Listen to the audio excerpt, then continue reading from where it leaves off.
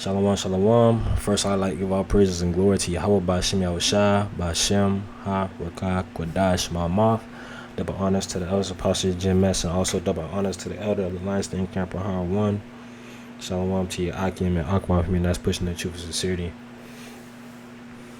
In truth, coming with you with a Daniel 2 breakdown, just to kind of show how the Lord used Nebuchadnezzar, and how the Lord also lifted up Daniel to interpret the dream at that time that none of his Nebuchadnezzar's magi's can interpret, and how the Lord used and protected Daniel and the believers at that time to interpret it. This is the book of Daniel, chapter 2, verse 36. This is the dream, and we will tell the interpretation thereof before the king. To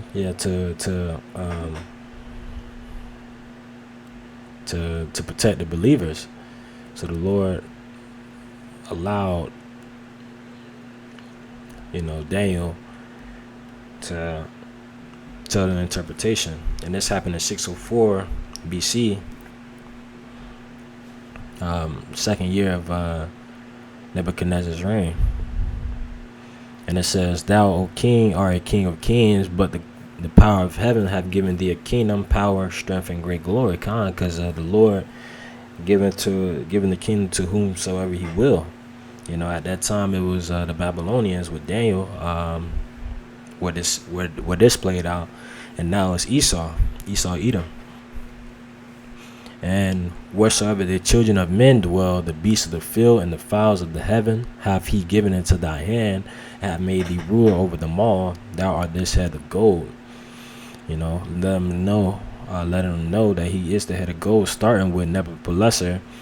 In 626, it said Nebuchadnezzar was the founder and the first king of the Neo-Babylonian Empire, ruling from his coronation as the king of Babylon in 626 to his death in 605. Right? So, and it says, and after thee shall arise another kingdom inferior to thee. So let me go up just a little bit.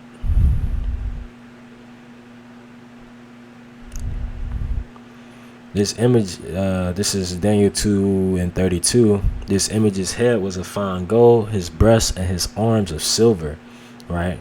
So what that's referring to in that verse is the Medo-Persian Empire, right? Starting with Cyrus the Great.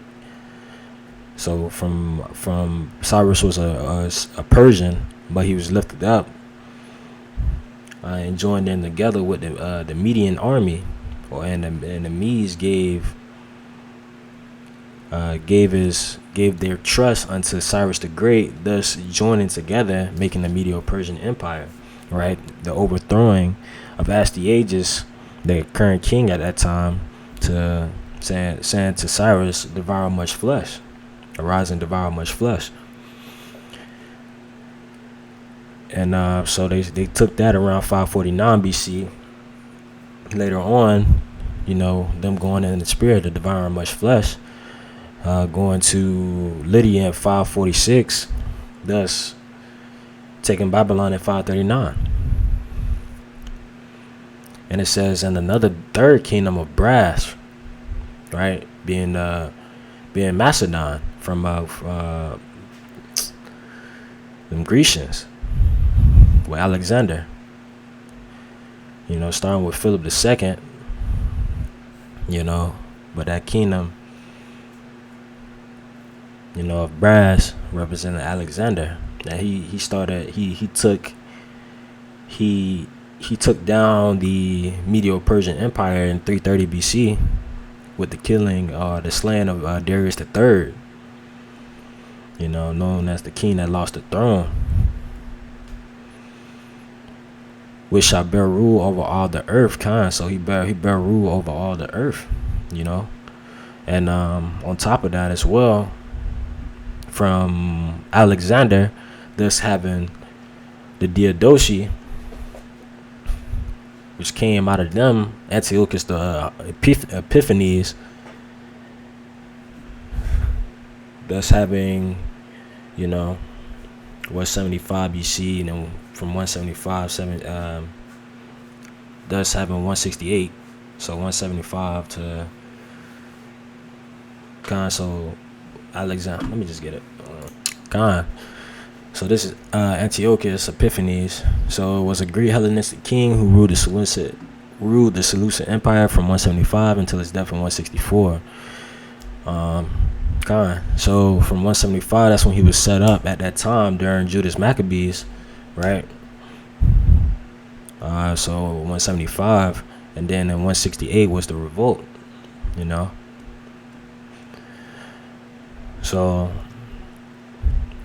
from there,